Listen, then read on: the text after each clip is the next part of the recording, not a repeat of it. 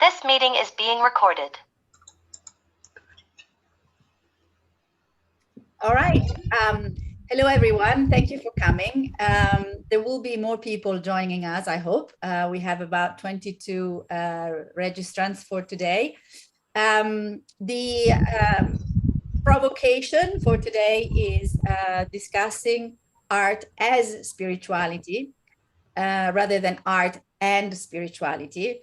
I think this is something that June feels particularly strongly about, and I'm sure she will have a lot to add to this conversation. But Judith also decided to start off the conversation before we even started by asking for a more precise definition, if we can have one, of spirituality, which obviously not half of the equation. So I think it is important that we have a discussion about the meaning of spirituality. And I'm sure we'll have very different ideas, overlapping ideas. So I think it's going to be really interesting. The only thing, hi Degard. The only thing I would ask you to keep in mind is whatever idea of spirituality you may have, to try and relate it to the arts, and possibly use the arts as a way of coming to a definition of spirituality, if that type of methodology could help with understanding, or perhaps in a more material way, what spirituality is. So I'm happy to give, the words to anyone who wants to begin. Does anybody feel strongly about the definition of spirituality? Okay, Degard, go.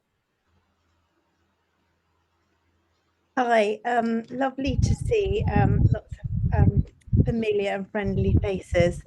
Yeah, it's interesting. I was looking today, there's an art fair, which is called Mind, Body and Spirit. They run it very much as a commercial venture. There's one coming up this weekend in London, and there's one also in Birmingham later on. And I was looking at the woman that runs it. She's very confident about running this. So just to give you the kind of context of this in terms of spirituality, and a lot of the attendees, and I've been to the event, it feels quite sticky, slightly insincere. That sort of, there's a certain type of spirituality that's just all wafty and salesy and all of that. And I was looking at, and Alison told me, because I was going to show a year ago or something, and then I just thought, no, I can't do it. It's just the wrong group. And she said to me, oh, there's a lot more art this year. And I went and had a look at the art, the supposed artists and the art that's being produced. And it was very much art for a purpose, which made me then question, what on earth am I doing? An art, because I don't have that sort of, I don't create paintings specifically designed to put you into a meditative state, and also particularly designed with these specific colors that will affect this specific emotion or whatever in you. Of course, whether there's any truth to it or not is, by the by, but or angels that will 100% heal you if you buy my painting. I like the sense of it, but it, with this in mind, spirituality, art for spirituality, that I think it can go as right as it can go wrong, where, and I just thought my work is so completely sincere. I produce what I channel, what I channel arrives on the space. Yeah, I mean, also the word spirituality, I've reframed as visionary because there's a pre-existing genre of visionary in art, and I have noticed that it's caught on a little bit. So I'm appealing to this group to also consider that. A lot of people resist visionary as a because it's again got some aspects of it immediately defining correctly to their practice. But yeah. That's my penny's worth. Yeah, I would like to respond to two of your ideas. I mean, firstly, regarding the Mind, Body and Spirit Festival, because I was, I used to go to the festival in the sort of in mid-90s and late 90s. And then I went specifically, I think it was in 1997, to find musicians to do music for my PhD sort of dance film.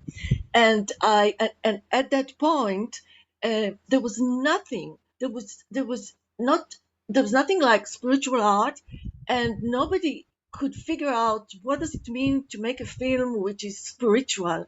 And I remember that I met Tim Wither, and we had quite a long discussion. And he was telling me, oh, well, people are so narrow-minded, and they are not ready yet to even discuss it or include it in the festival. And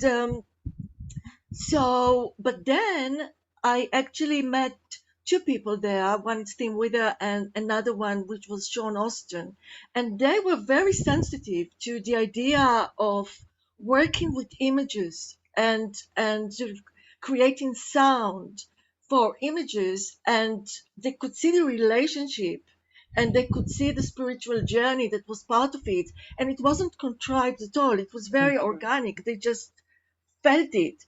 And so, but in relation to the actual festival, I was very, very disappointed. And regarding these festivals in general, I mean, I remember that I went to one festival and I came back like with some sense of trauma, because I was hearing all day long about how we are all one and all these kind of, statements.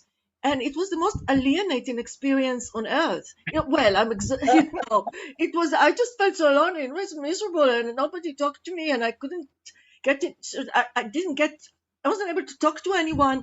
And then just about a couple of years ago, one of my students told me that why does he feel so alienated and so sort of lonely in spiritual festivals where he should be feeling so much part of the whole event. And it was very interesting. I thought that this because many years have passed since then and people are still experiencing the same experience. So this is very I understand what you're saying. Now, the other thing that you were talking about is about by the way, there's a whole section called Alchemy of Sound now. So that has moved on. Yeah. But later on, I mean, they in about 2004, when the Bleep, the movie The Bleep came out, so suddenly there was some kind of an awakening. But people were unable to digest anything which is more coming from the experimental and from the arts. They just couldn't see the relationship between the two things. Yeah. And in relation to what you said about the visionary, there is I know that there is some kind of bias against it, because people there are different types of visionary arts, and there is the outsider arts, which is also considered visionary. And you may not, I don't think your art belongs there. It belongs, but I think where it does belong, in a way, is to the to what the way Jung described visionary experience. And Jung related visionary experience to the imaginal, and he was describing it as an autistic kind of experience, an experience whereby one is creating directly from the unconscious, and it's not mediated by conscious kind of, it's like what you just said. I'm not creating to make very particular effect, because if you would, it would be conscious, it would be contrived, and you would lose the visionary aspect of it. So the visionary is actually very much part of mystical and spiritual experience, and there's a lot in it. It's just that I think it needs to be explained, and because people don't necessarily know that yet. I mean, Yeah. and also now it's the 21st century and it's 2023, so we bring a new context into it as well. I think that's begun to deal very well with what it's not. It's not all this flim-flam stuff that is promulgated by Bind, Moddy and Binnett these days. But if we could just go back to what you said, Delevaux, about don't create something to put somebody into a meditative state. There is art that does do that. I mean, I'm thinking of tankers and probably medieval art more than anything else, Christian art, which is deliberately designed to communicate that state, as is Zen. And is ever such a long way from the art that I was looking at with Mind, Body, Spirit Festival. I mean, that stuff is so powerful, a whole culture. So, it's sprung from a wellspring of huge sincerity and belief, as opposed to, like you say, I mean, flim-flam is actually a sort of terrible insult, but sort of does really describe in a way the difference. So it's got no basis in what are we drilling down to here? What's the sort of, what are we trying to say? It's got no basis in real experience. Yeah, somehow it's got no experience in spirit, in connection, in essence. You can't feel it. You just can't feel it. But the other strand I wanted to pick up and just talk about was the business about the imaginal and the whole question of images and how they work, which I would love to hear what somebody else thinks about that. I mean, okay. Presumably images come before words, and they're the underlying structure of language. So you're dealing with a language that is a non-verbal language and is more, I can't think of a better word than atavistic, but I'm not sure that's entirely what I mean. So something that's more ancient and more powerful and universal. It's those images that are universally shared that interest me, that occur in all cultures. Tricky, all cultures. I mean, I was thinking about water. We had Alison Churchill, didn't we, talking to us about her waterworks. Do pick up anybody who wants. I've got a couple of things to add to what you've all said. So to go back to Judith's initial inquiry, what is spirituality? When I wrote my very, very first dissertation for my photography degree about encountering the spiritual in art, I had no education in spirituality whatsoever. So I went out there and looked for definitions and couldn't find any, or there were too many. And it would have taken me the whole dissertation just to unpack that. So, and I couldn't. So instead of going for the definition of spirituality, I decided to go with the description, phenomenological description of spiritual experiences, where I found a lot more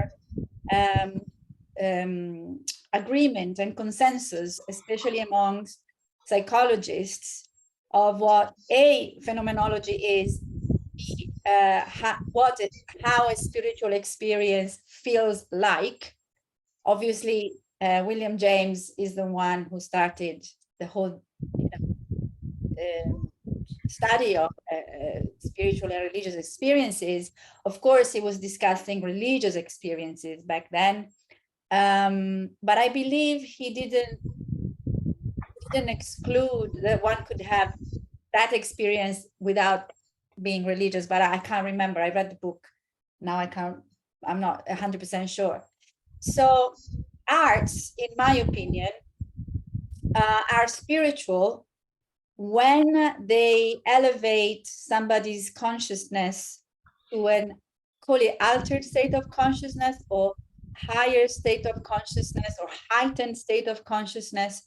So when arts work on our psyche or our body, because I do think that we are embodied animals, so I don't necessarily pit spirit against body, but I think we reach higher states of consciousness through the body and through the senses, through perceptions.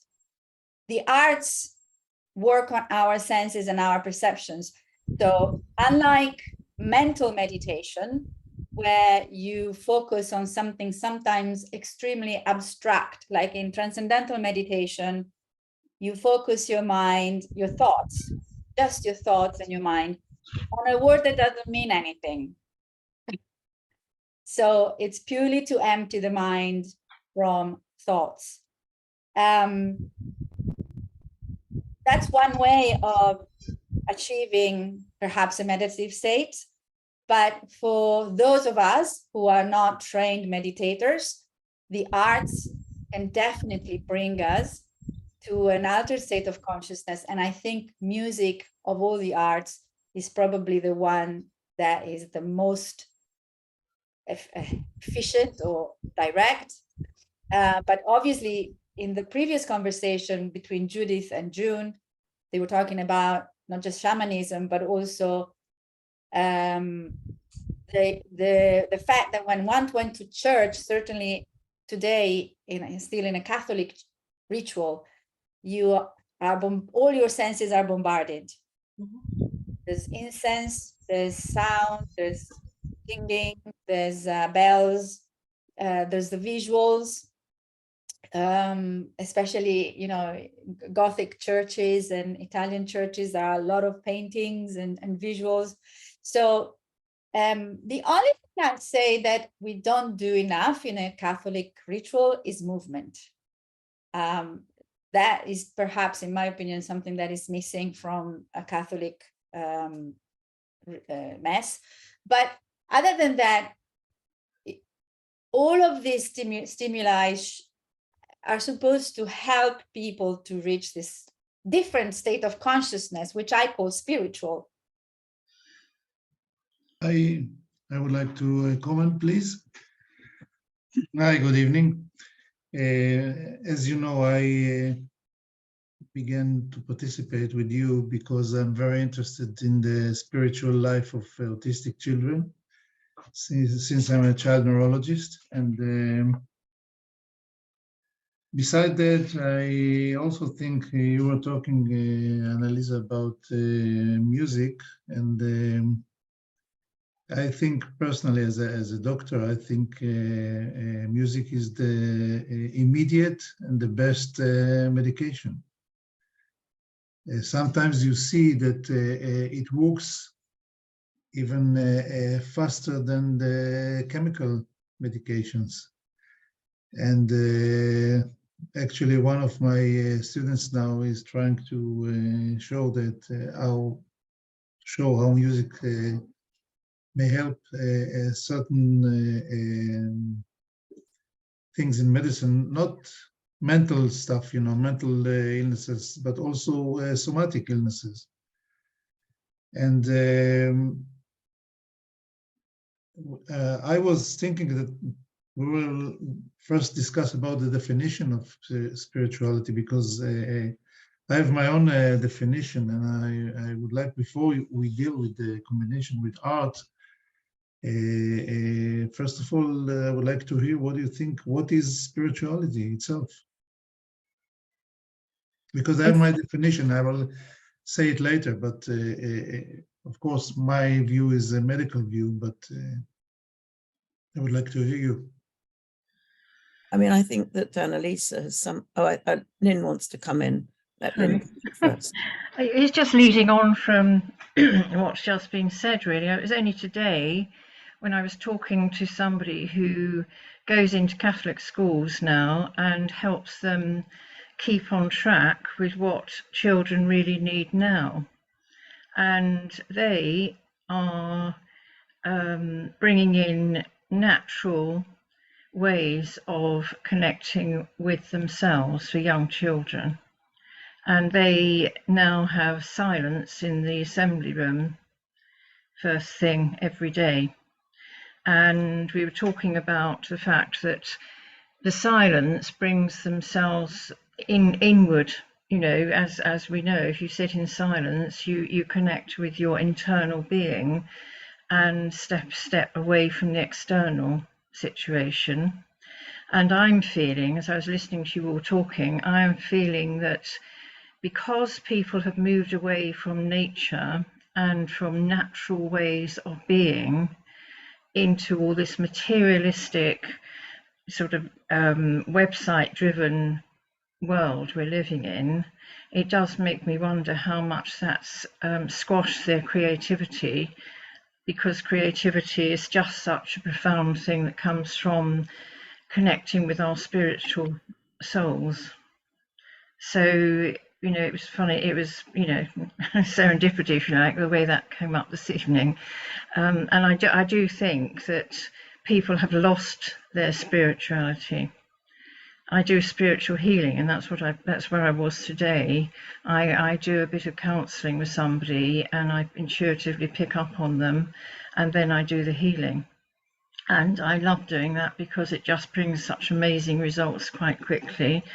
And it's all about opening up their spirituality again that's been squashed by their stressful life, and where they need to, practice forgiveness to bring themselves back to themselves, instead of feeling the pain that's blocking their heart from being unconditional towards others. And so if people open up more, and that's why I was so pleased to hear that they're doing this with young children in the schools now. And she was saying that more schools are following what they are doing. So she's very excited that that's following through. And I'm hoping then that children now will go forward in a more spiritual, imaginative way and create more heartfelt art, which is what we're talking about. Yes, I think, I mean, it's interesting, silence and music is about silence and sound. So often we forget that's what music's about. And I think that what Annalisa said is that defining spirituality, there's a wonderful book by an American who says studying spirituality is like shoveling fog. It is that, because I think the word spirituality is well nigh impossible to define. And we can get at it through, as Annalisa suggested, much more clearly through people's account of a spiritual experience. So what is a spiritual experience is easier to deal with than what is spirituality. And I think that for many people, Lynn, you're right. There's an increasing sense that whereas once the spiritual was generated by a sense of the divine in some sense or other, now I would say much more ubiquitous is the sense of the spiritual generated by relationships with nature in some shape or form. And that's partly because the churches, I mean, all the major religions really have lost the connection with the earth. So it's a lost connection. And in a post-secular society, what we have is a vast number of people seeking what the religions once gave them. And I would say that certainly that music is potentially spiritual because it takes us to another way of knowing, which is different from shopping in Sainsbury's knowing. And all the shamanic cultures which Judith and I were talking about, they suggest that the shaman knows how to travel between the worlds. And that's why we get it so wrong in the West, that we have pathologized a lot of the visionary experiences, and a lot of those other states have been pathologized because they're regarded as not normal.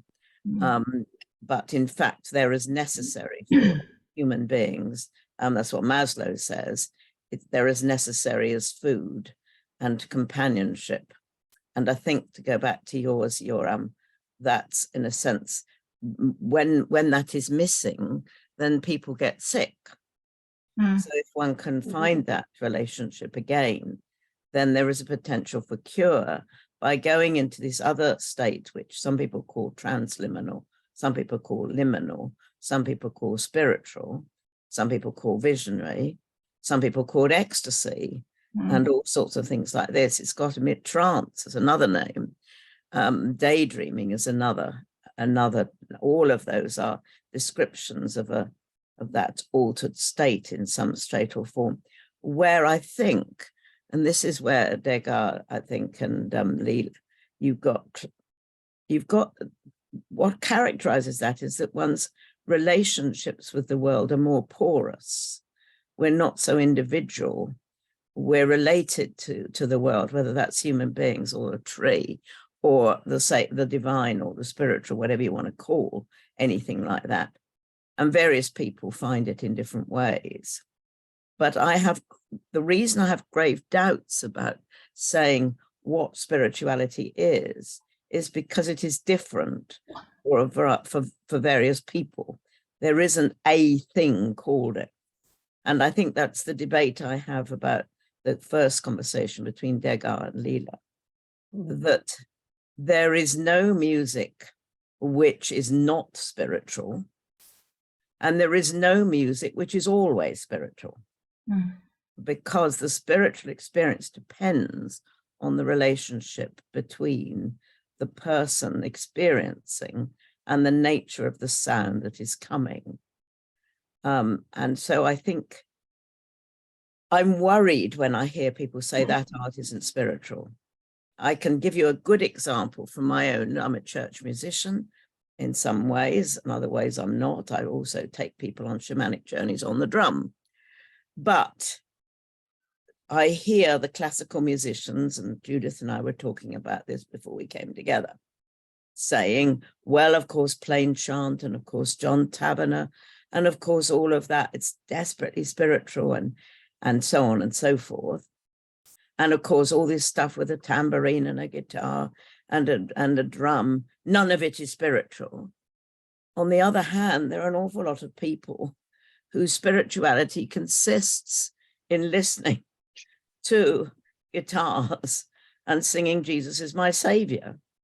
It may not be yours, but you can't dismiss a set of experiences which are true for one person because it is not true for you. And to go back to medicine, I think one of the problems here for medicine is that we've got so used to the notion if you give people this pill, this will happen. But music doesn't work like that. You can't say this sort of music will do that. And in a sense, if you're going to use music in a healing context, the four things that happen in music are you've got some material of some kind or other, whether that's a reed vibrating and breath going through it or a string being, you've got that, you've got emotion, you've got expression in some shape or form. And it's happy or sad or angry or meditative and so on. You've got the way it's put together. So how much is repeated and how much isn't. And then you've got the value system underpinning it as to whether it's sort of intended to bring people together or to be very distinctive and so on. And all of those must match up with the person in question for them to get a spiritual experience. So one of them can get in the way. So some people just simply don't like the sound of a piano. So nothing on a piano is going to do anything for them at all. And if you're very depressed, a happy song is absolutely hopeless because it's too far from where you are to take you anywhere, and so on. And so on. So I think for me, Annalisa is right that it's the relationship between the person and the work of art in question, in this case, music, and so on. One of the advantages of music is that it does have a communal element quite often. It does tend to bring people together, particularly if you're participating in some way or other. And that's one of the main differences from the visual art. It's one of its main differences. But I think if all of those four areas work for someone, then they will be taken into another way of knowing. But if one of them gets in the way, then they won't. And I suppose that's my sense of the spiritual in music. Degard, go ahead. Oh, thank you. June, that was wonderful. Where I'm sort of merging with this conversation, or sort of is that we're having a kind of we're having a conversation about arrival, say the effect, the spiritual experience. I also would like, as a sort of side alley, to acknowledge that spiritual in the academy I found to mean spiritualist, and therefore theosophy, basically, very much in the arts, but that's as a sort of side. But where it's I'm kind of hearing is that there is the effect, the arrival point. I have retermed that, along with the writings of Marco Passi, who's part of the S-Way. And a lot of the academics there seem to be talking about extraordinary experience, which, as you said, June, it's sort of post-secular sort of phraseology, if you like. But what I'm focusing on in my doctorate work is actually on the method of the method by which a methodology can then arrive, which is not in argument with a scientific methodology, which, you know, the scientific methodology has its own kind of, like, you are an observer, and then there's this false premise of subjective and objective. And what I'm looking at with visionary methodology is, as started by André Breton, automatic painting, automatic drawing, channeling, mediumship, these methods of arrival. And June, I'm sure you would say, well, I mean, not sure you would say, but I imagine that a method would be the tapping of a drum, which would be an arrival. But in painting, there are different processes, one of which I've called Gilgul, which is a Kabbalistic term. It's really tricky to explain because it doesn't actually really exist, but it's basically where you look up in the sky and you say, oh, that cloud looks like a man. Or my daughter started this off for me, where she started to look at cars when she was about 2, and she said, that's one smiles, that's a smiley face, and that one's, and it's this kind of like seeing into stones and seeing into the inanimate, an anima, so I've called that Gilgul.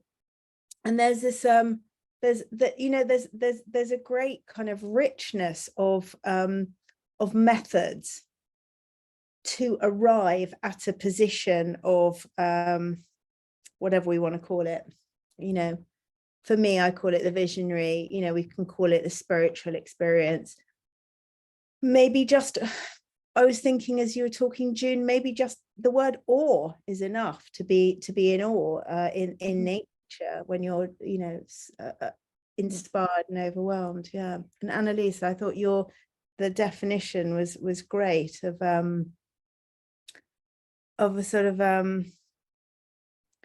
heightened, but I'm also very nervous of higher. I'm yes. I think I talked about that one. Yeah, that's why I try to not use it, but it's a hierarchical value that mystics in particular and transcendental psychologists, or people that study these altered states of consciousness, they do try to say, well, this is a better state than the other. So heightened, I think, is better. Yeah. We are better, as a result of that. Have you looked at Gowan at all? Sorry? John Curtis Gowan. He's got a taxonomy of altered states of consciousness. Yeah, I know there is. I forgot the name of the scholar, but there is a website that lists. So in a sense, I'm sorry, it is evolutionary. It is that one is higher than the other, but only in the sense that it develops from the other. So, and I'm really interested you picked up on that, or this is the conversation, because of the whole theosophical link. And a lot of the spiritual or so-called spiritual thinking that we have now is based on that theosophical thinking. Yeah, so I wanted to, Yoram, what you might have noticed is that even if this group is quite small, we are on a spectrum.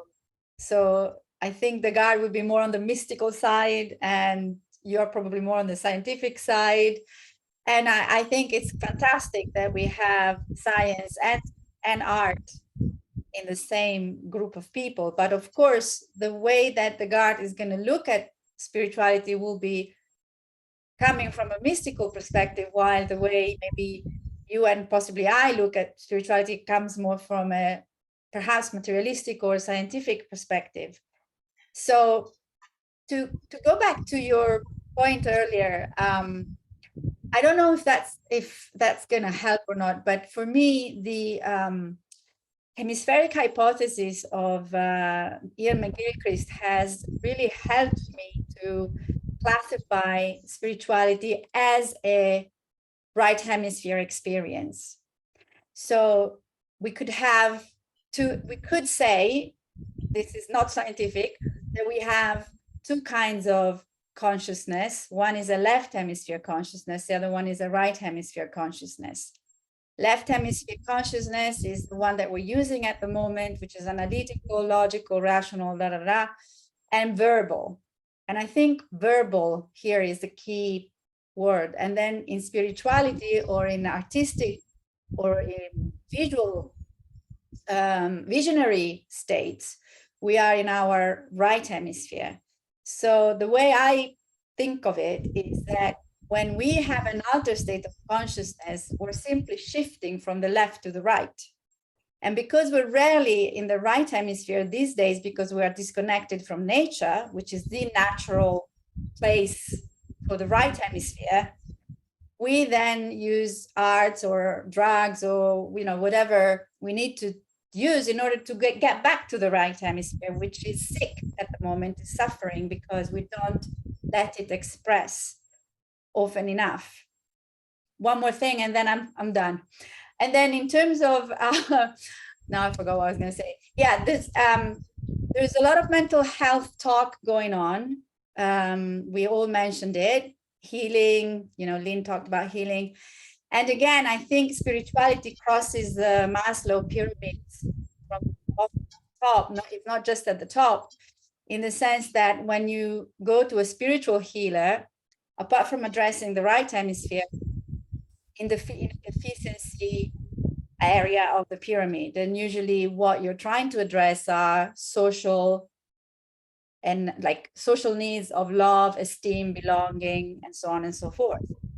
But once we heal those needs, those deficiencies, then we can move onto higher needs of transcendence, beauty, knowledge, and so on and so forth. I'm using models that are well known, and they're definitely not complete, but they're helpful, I think. Yeah, Yes, Yoram. Well, today we are using, we describe the brain more of a network, not defined as right hemisphere and left hemisphere, but networks. And may I read you my own definition, if I may? I think when we are talking about the spirituality, in my point of view, which of course involves medicine and neuroanatomy and all those things that we learn in medical school, is when I'm talking about spirituality, I look at it as a limitless entity that refers to the outcome of thoughts, originated in neural networks that combine emotions and imagination based on cultural knowledge that creates what I call a fourth dimensional reality. That's what I think about spirituality. I think it's an outcome, it's a product of a relationship between networks in the brain that creates some entity. We call it, some may call it soul, some may call it spirituality, and some may say that they don't know what I'm talking about. Okay, so well, when I read the email that you sent on I think it was on the 17th, concerning the definition, that what came to my mind, that what just jumped to my mind, the relationship between networks that involve emotions, imagination on a cultural basis, which creates some entity in the living brain that I call it the four-dimensional, because it's another dimension. So I would like to hear what you think about this. That's the definition I, as a doctor, can live with. I think that what you've said is, I don't like the left-right hemisphere, because I don't think that it's as simple as that. And all the brain scans for music show that lights are all over the brain, and that's the great strength of it, that it's bringing together bits of the brain that are not usually brought together. And I've forgotten the person who talked about it, that the spiritual experience is the bringing together of two previously unconnected parts. And that's what gives you the click, the dissociative click. But I, as a musician, would not say that I am purely channeling or purely using my unconscious. There are moments when that's what I'm doing. But if I'm going to write a piece for the orchestra, when I start to work out whether the oboe is going to play it or the bassoon is going to play it, that is not coming from my unconscious. That is quite straightforward logic. And I've made mistakes in the past trying to write. I think it's wonderful. The inspiration is it's going to be an oboe, but the tune goes down to a middle C and the oboe goes down to D. So, you know, sometimes these marvelous thoughts are completely, the actual business of handing the materials is actually quite logical. And I need to know what people can do and things like this. And one of the, in a sense, Degard, I think, is you're dealing with some, there are two things. One is the final product and the other is the process. Both of them can be spiritual, cannot be spiritual. And the notion of the process that includes spirituality, which was done actually by a scientist. It was 1926, and most of the analyses are on this. So you prepare for doing something, which for me is, you know, collecting ideas and things like this. And then you get into this channeling state where things are sort of coming from somewhere else. Then there's a sort of moment of illumination, which is in that area. And then there's an awful lot of working it out, like, you know, turning it into something practical, incarnating it into some sort of material form. So in that process, all sorts of bits of the brain are interacting with one another in a new way. And if we look at the methodologies of the great scientists like Einstein and people of that kind, you'll find the same thing. There's this, you know, the guy who leaps out of the bath because he has the eureka experience. That's a spiritual experience. It comes from, you know, not where. So I think the notion of right and left is too simple. And certainly the brain scans are showing us that in music. I don't know in art. But it seems to me the notion that it's the bringing together of a divided brain into some sort of unity that is actually happening. And maybe that's what you're describing, Yoram, which I like the idea, is it takes us into some sort of fourth dimension of thinking. And the notion of the spiritual experience, I think, again, and you do see this and then in those places that you've described, mind, body, spirit, it is not just the great visionary experience of the kind that Hildegard has.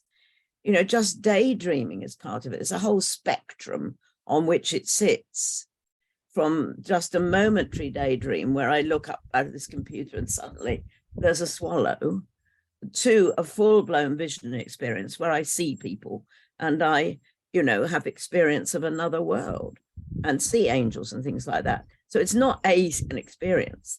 There's a spectrum on which it sits, which I suspect, Yoram, is to do with how much of the brain is sort of engaging at any given time. And I think an awful lot of people who are diagnosed with ADHD are actually just having these moments of daydreaming or going into another way of life, which all of us have been doing for years and nobody ever spotted it. You know? So that's a sort of some sort of that addition to the debate.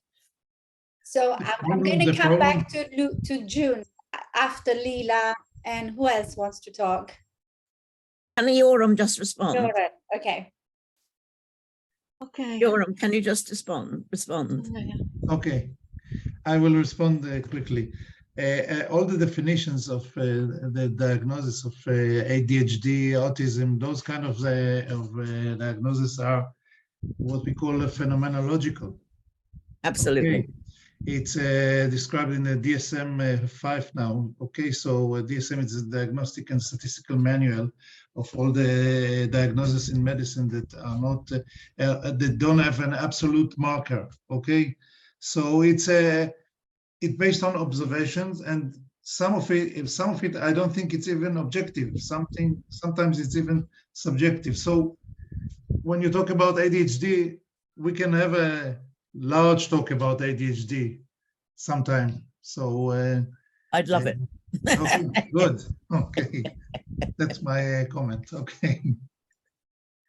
Well, I can't talk about the brain because it's not my field, but I like the idea of network, and I like the idea of the fourth dimension because there was a movement in the arts in the 20th century, which were sort of about the fourth dimension, and they were interested in the spiritual dimension, and that was the fourth dimension, and it was part of Cubism and Surrealism. It was just an elaboration of ideas, and it's interesting because they were looking for a dimension which is outside space and time, but still exists somewhere else. And there are artists today that are still exploring the fourth dimension. So it's quite an interesting concept. And what I want to talk about is just relate to what Degard was saying, and also June, about the difference. There is the state of awe that people feel in nature, and that's a spiritual experience, or my experience is of always through art, always was. I mean, I don't think I had a spiritual experience apart from nature, which is, I had, as a child, I already had spiritual experiences in nature, I assume, but also through art and even through literature. And so I only understand spirituality either through nature or through art. I don't know anything else beyond that. And also artifacts from different ancient cultures, which triggers me and elevate me. And but this is the spectator, this is the participant, this is the one who interacts with the artwork. And Degard and June were talking about the aesthetics, the methodology, and that's a different. That's very interesting, because this is really about art as spiritual practice, and the methodology of a painter, or like what you described as Gilgul. It's very interesting. Sort of way of conceptualizing your methodology and your aesthetics, and this is the formal. This is very interesting because this is the formal aspect of making art, and conceptualizing as a spiritual experience of the artist, and hopefully of the participants. The viewer, the participant. But of course, as artists, we never know how other people will react, but we can still have a method.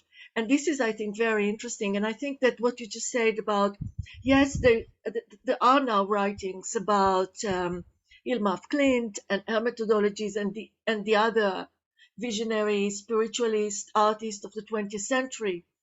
And there are also some contemporary writings on, especially like from women artists, and their how they approach the spiritual through the type of art they created. So there are different mediums as well. So you are a painter, I work with other materials. So it's like, but I think it's very important, and I think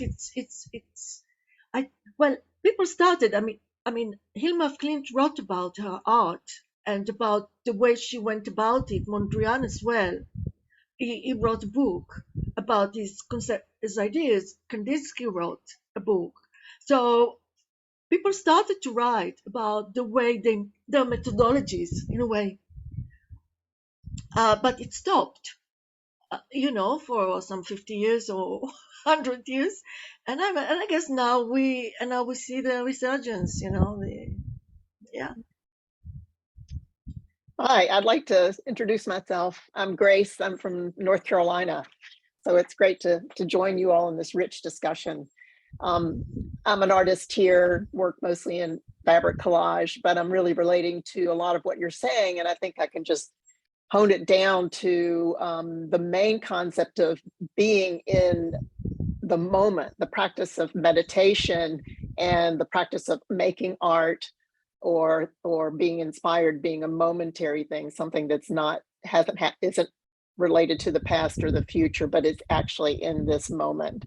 And that if I really honor that inspiration, that is almost a channel, is the way I experience it, then even as I go into my cognitive mind and execution and stay with that as much as possible, then the viewer, especially those who are kind of on the same maybe wavelength that I might be on, might catch that depth of what I might have felt or that they might have felt. But if I don't do my inspiration justice in staying as connected to that spiritual, heartfelt, it's in the heart that I feel it physically. You talked about embodiment, where I feel it physically in this area of my body.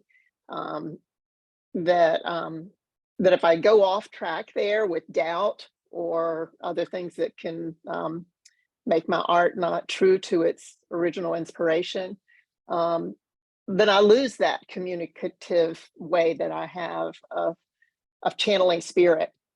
And I too experience it through nature. But I have a meditative practice every morning with a group, and it's been really helpful. It's an embodiment thing from head to toe. And just that practice has really helped me a great deal in just knowing, of course, this is the only moment that exists. And of course, what I love about music is music's a verb. You know, a lot of things are nouns that we can encounter, but music's a verb. So it totally puts us in the moment, in this here, this now, so that I really connect with the power of music. But anyway, I'm glad to be here and listening to your wisdom, and thanks for having me. I'm glad you made it. 3 things I want to say before I forget them. Probably say 2 and forget the third one. The first one about music, I think it stands on a category of its own, because there are people that do believe that music may have preceded language, and whether, you know, historically or evolutionary that is true or not, it is a fact that music turns on pathways in our brain that are totally different and distinct from, for instance, language.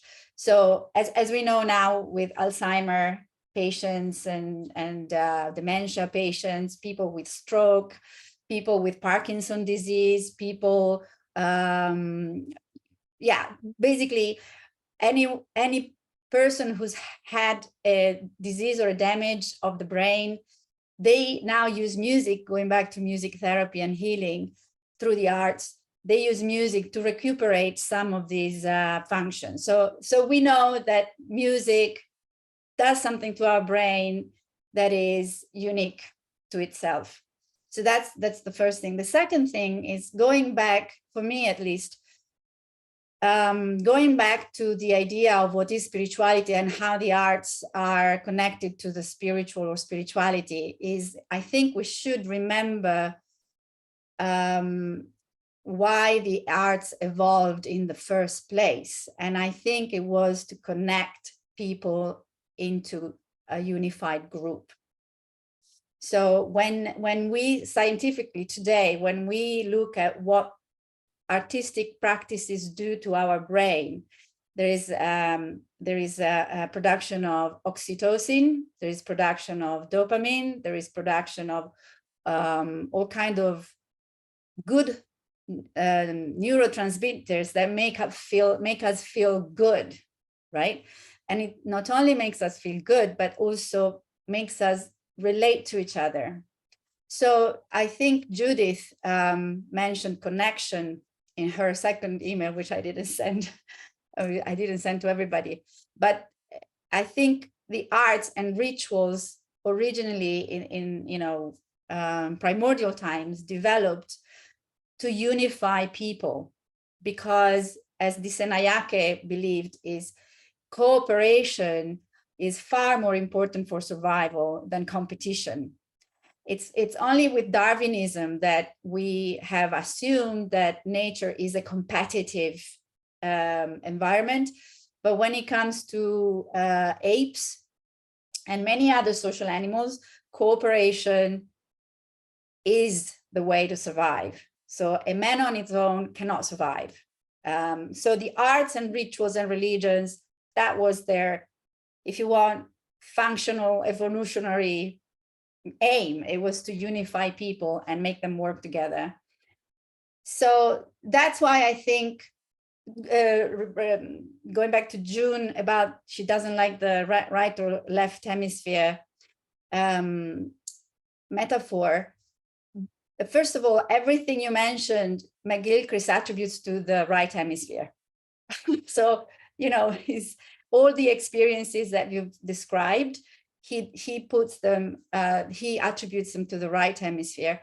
Of course, I agree that with Yoram that the brain is about networks, and this is a debate whether, you know, McGilchrist is right or wrong, if you want. But what I also want to point out is that the creative flow, the flow state is not the same as mystical experiences, because the type of attention that is required is totally different. So when we create and we enter into a flow, whether we do it through meditation or other means, our concentration is very focused on what we're doing. But in spiritual experiences, exactly the opposite. There is a receptive state of awareness. So the type of attention that is activated between mystical or spiritual experiences or awakening experiences, like I think what Lila described earlier in nature and art, which is a receptive state, is very different from the creative state, which requires a completely different kind of attention. So I think those were the three things. The fourth thing is that my definition of spirituality doesn't involve the hemispheres at all. So I'd like to, at this point, I'd like to read it because we've been discussing this for 70 minutes. So my definition of spirituality is kind of perhaps broad, not broad, but well, I'll read it and then you tell me what you think. So for me, is a particular mindset, the intent of which is to transcend the ego state, as defined by a state of disconnectedness. Its ultimate goal is to connect oneself to life and the universe, i.e., a reality which is larger than oneself. This phrase has been used quite often. I'm not the first to say it. And then I talk about the spiritual or awakening experience is the realization or actualization of said state of mind, whether deliberate or spontaneous. So whether you achieve it through meditation or you achieve it spontaneously through nature or art. So that's kind of my personal definition of spirituality for me, because I don't, bring spirits in it. I don't bring the soul. I don't bring the right or the left hemisphere. I think it's a state of mind, which goes beyond, it goes above and beyond the spiritual experience. So there is a growth or there is a transformation to become a spiritual person.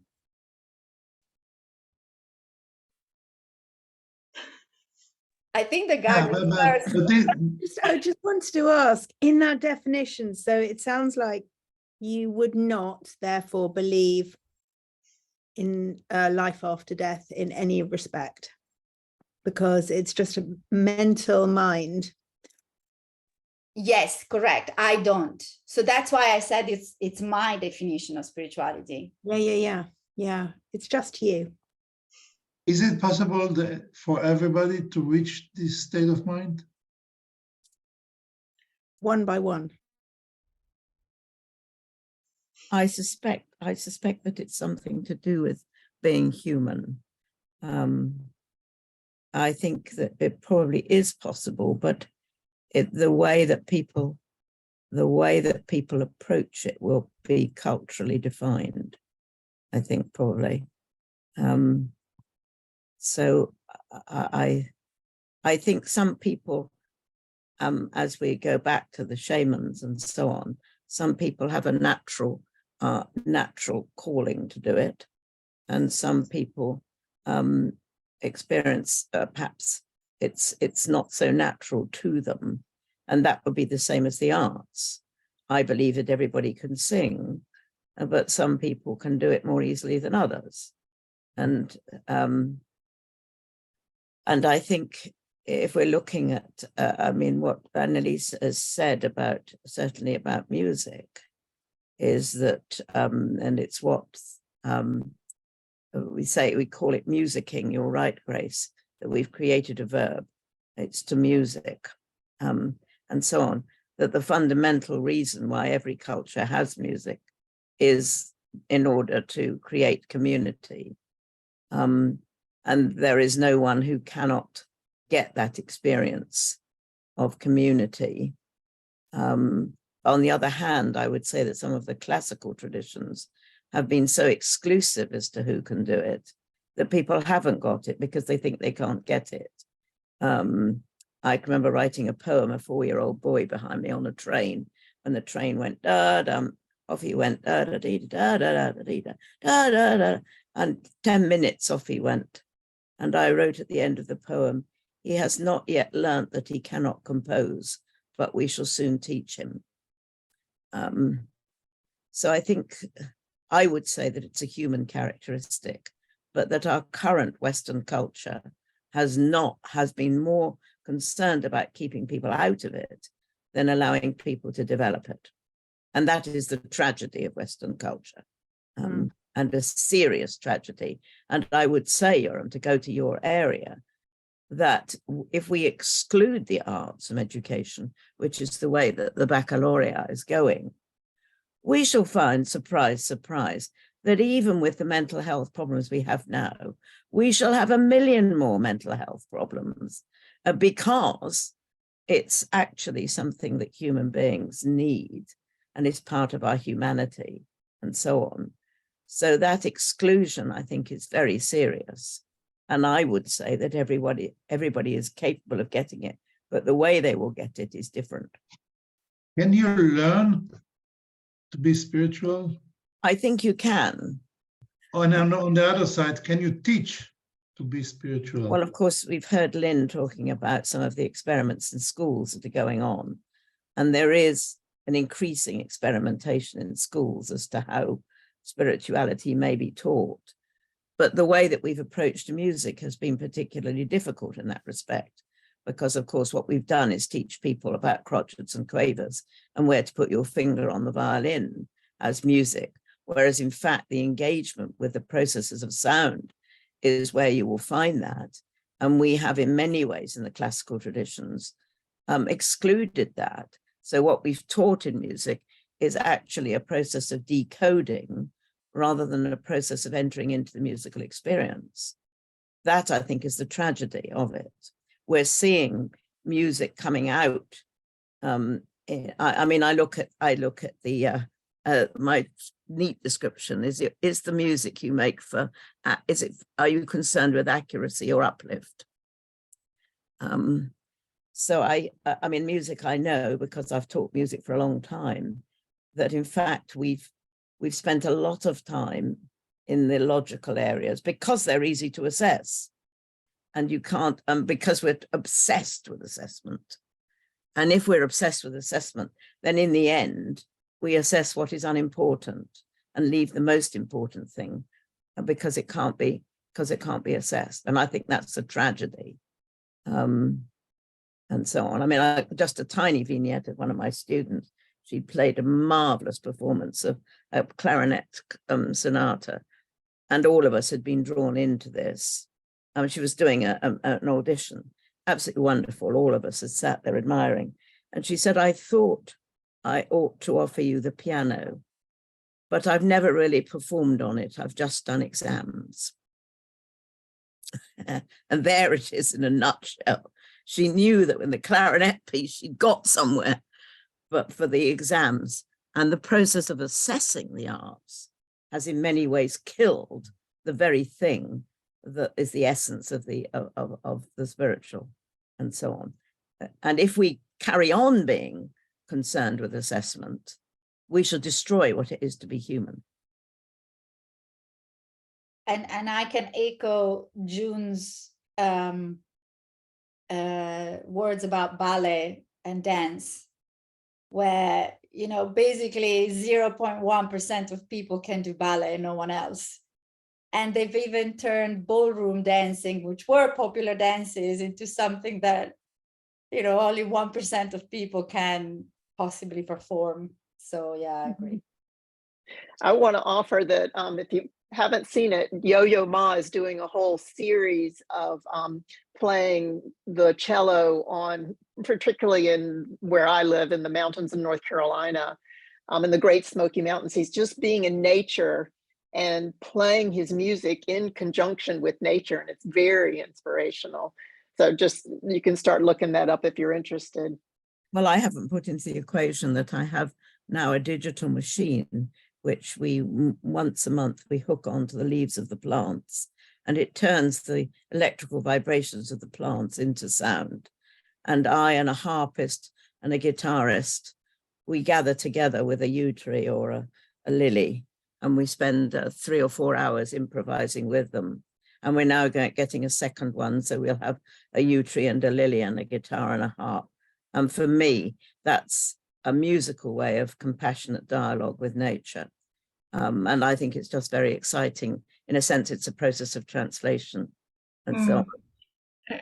I was going back to today, I was talking to this person about sound healing and how important sound healing is for children, to help them to realize the sound of their own voice, which often is silenced, isn't it, as a child? You know, too many people grow up damaged because they were not loved or made to feel special, and how sound healing is developing so dramatically, and they're making new discoveries. Like a little while ago, there was a Scientific and Medical Network conference one weekend. I don't know whether Annalisa was on it, the Science Mystic and Healing conference, and they talked about how they took 2 vials of blood. They put one in a cage to, you know, away from everything. They put the other on a machine. Now the blood wasn't very good blood, and this person did this sound like when a dog growls, like he did that at the blood for quite some time. And when they took the vial out, the blood had more cells than before.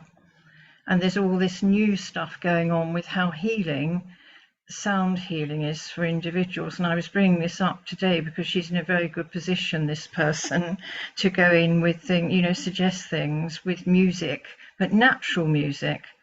You know, I mean, people aren't, as you've just been saying, it's restricted to who the people in charge, if you like, decide on the status according to how they judge that person. When you have an individual suddenly coming from nowhere who creates this amazing music, you know, and it's too rigid. And as you said, June, if we don't ease up and let people express themselves more, it is going to be very damaging for people, especially children, going forward.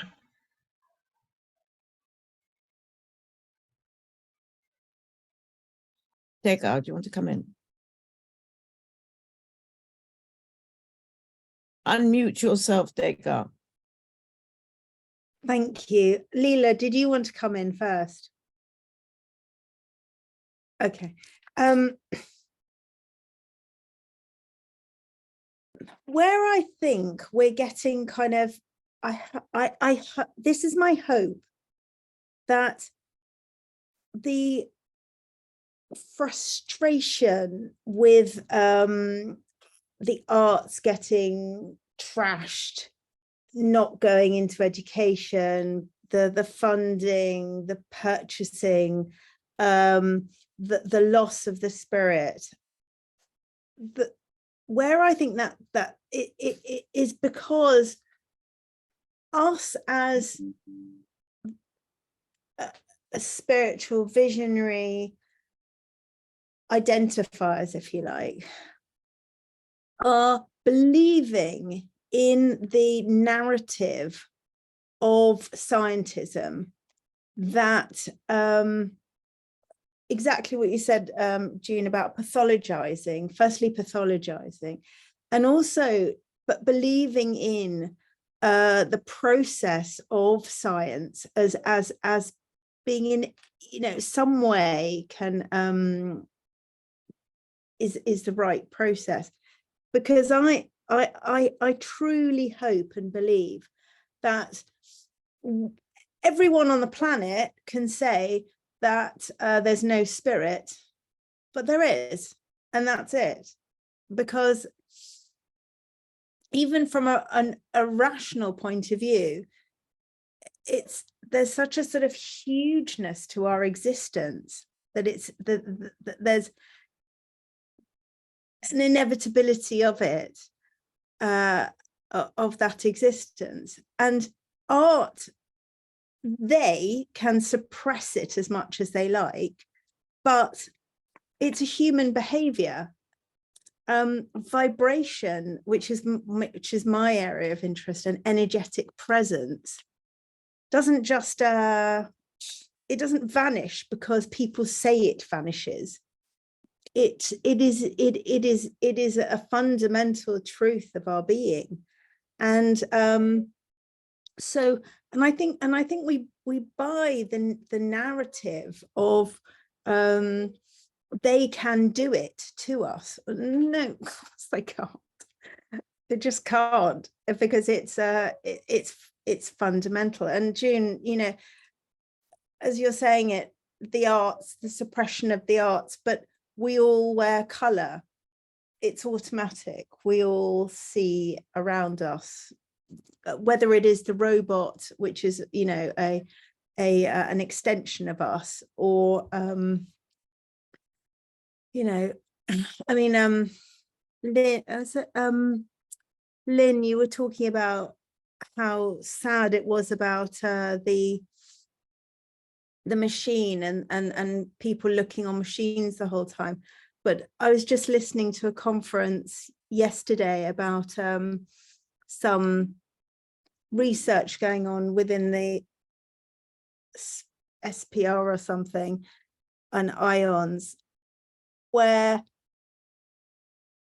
the machine is used to actually do some work on telepathy, and therefore the machine is merely an assistant of, it's our own assistant, which we created. It's us as well.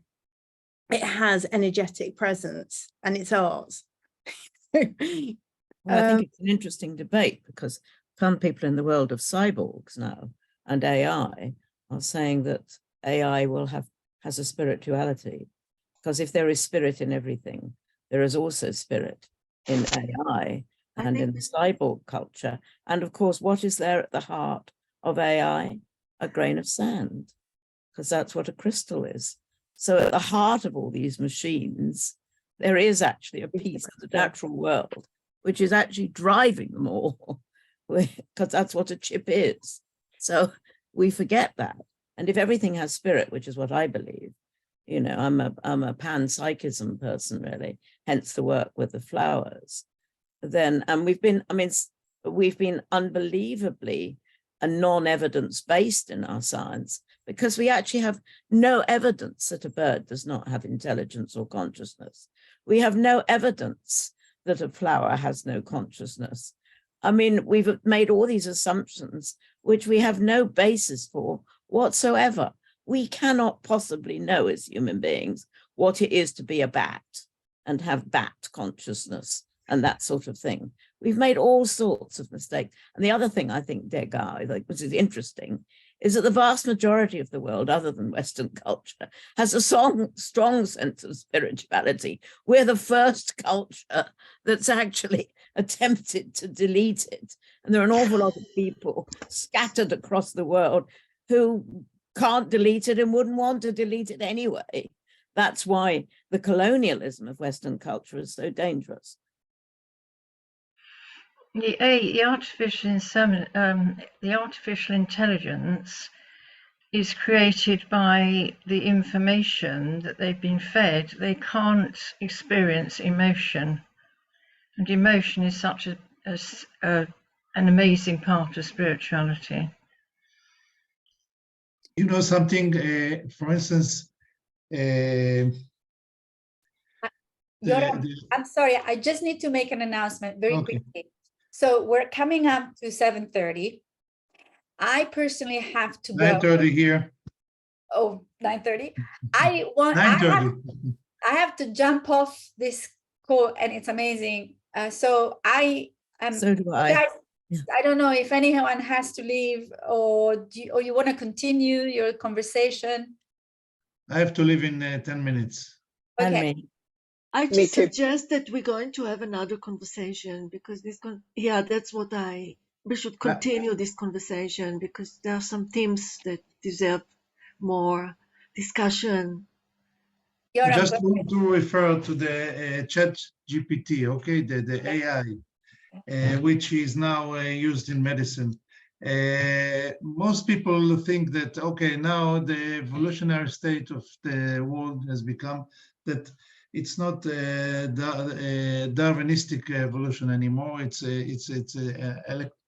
electricity and all kinds of learning machines that will take over the world. But I think, you know, chat GPT, which is used in medicine, it consists on the big data, okay? And it depends what the data, as Lynn said, you provide. And sometimes people use in medicine, for instance, I know from my area, they use it for to aid the scientists, the medical scientists to perform all kind of experiments and to produce papers, okay?